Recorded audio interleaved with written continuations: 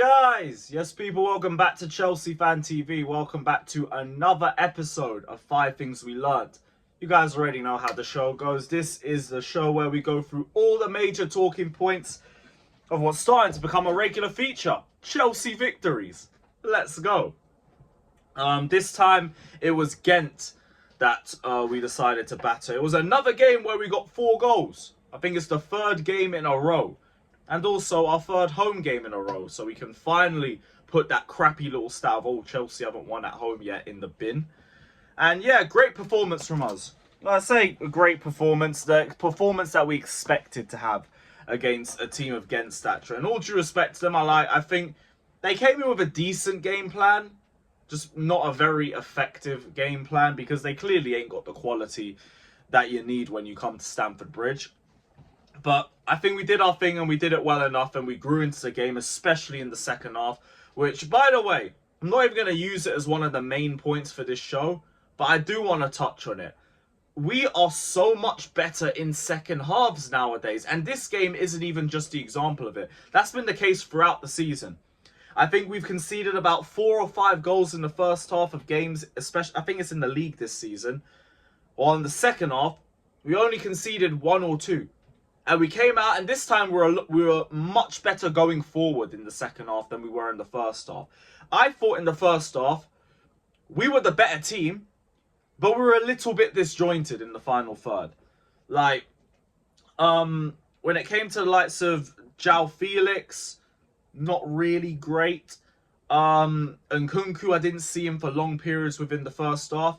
Neto, I thought he was doing well in terms of the turn of pace, but a little bit shakier with the end product. Who else? I think it was only really Mudryk who really stood out in the first half. And like, that was going to be my first main talking point. Mudryk. There was an improvement in this game. And I get it, the bar's very low. And like, I know it's Gent and everything. All due respect to Gent. But I mean, we all remember the cfctvyt games, right? As if you've forgotten about them, fair play. Don't even try and remember them. But if you do remember, unfortunately, he was atrocious. Like, he was genuinely atrocious. He was awful in both legs. This game, he was decent. He was slowing the play down a little bit more, which you rarely see from Mudryk. He was taking on players a bit more successfully. Got an assist, standard, because he's always good at passing. The one thing I'll say with Mudryk is he is a solid passer. And yeah, like, he looked like he had improved his IQ a little bit. Maybe what Maresca's been saying in the press conferences is finally starting to get a tune out of him, because there's no point talking about him developing and him needing time and all of that. Time is over. Time is over. Count yourself lucky that we're in the Conference League so we can just throw that to you every single week. But there's no more time. Now it's about development. Now it's about improvement. Now it's about results. And this is where we are with him. We are seeing improvements. So, long may it continue.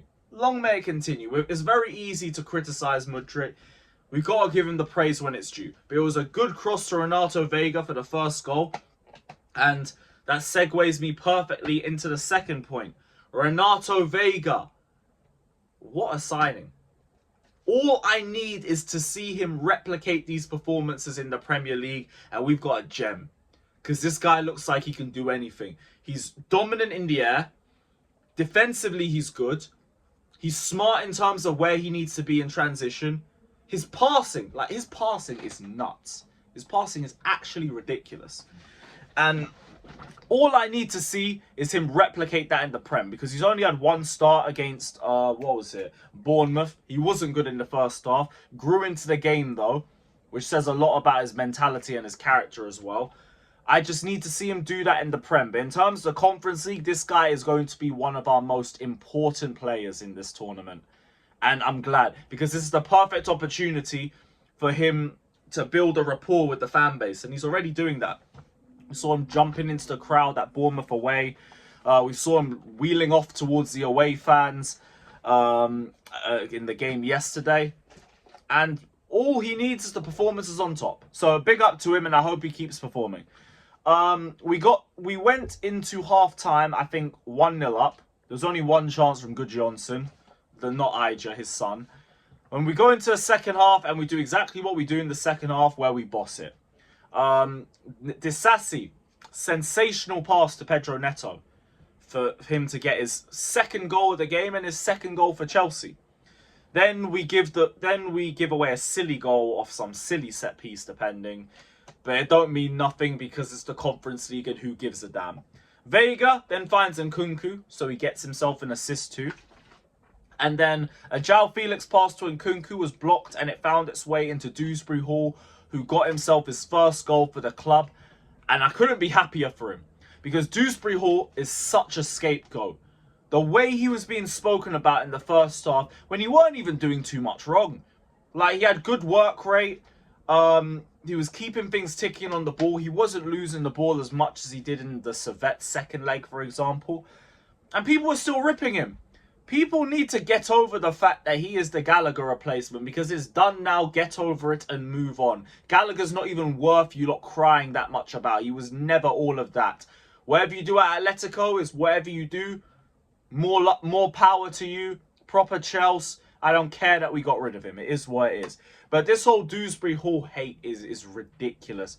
Get behind the player because, like, I saw, as much as I don't think he was bad before the goal, there was a clear jump in his performance after he scored. You could see the confidence just build in him.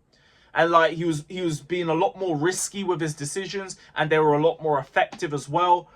There was some good forward passing after the goal too. Get behind the player, man. Like, what's the point of hating on him just because, oh, they took my Gala dog? Shut up, man. Crybabies in this fan base is embarrassing. Absolutely embarrassing. But more power to Dewsbury-Hall because I think he's handled the pressure well. And who knows what the next few games have for him in the Conference League. But he's definitely going to be starting. 100% going to be starting. Big up to Dewsbury-Hall, man. I hope you keep performing well. And I hope you silence all of these Connor crybabies because they're absolutely embarrassing. What's next? Badiashile. Oh, boy. Badiashile and João Felix. I'm going to put both of them in there because they were the only two that, like, kind of concerned me coming out of the game. And I say that very loosely. I'm not going to go off on a tangent about how they're awful and anything like that. No, I'm not going to do that. But, yeah, they didn't play well. They didn't play well. Like, Badiashile didn't seem, like, convincing at all. Like, there were some shaky passes. There were some shaky moments out of possession for him as well. Seemed a little bit off the pace. Only a little bit.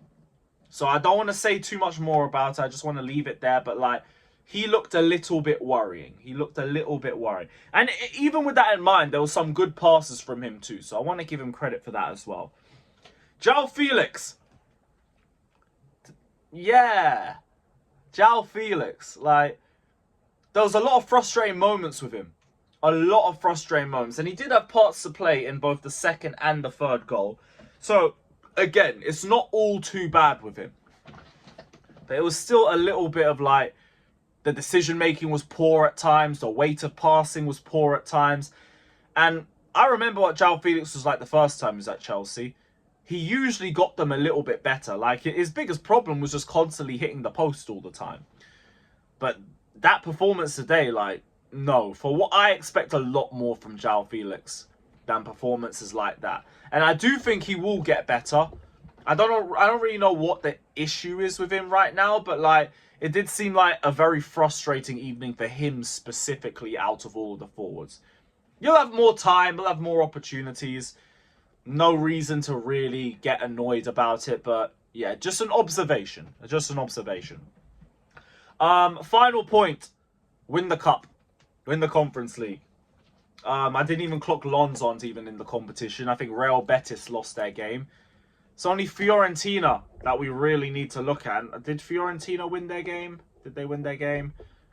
No, it's a little bit unprofessional of me, but I'm going to have a little check quickly.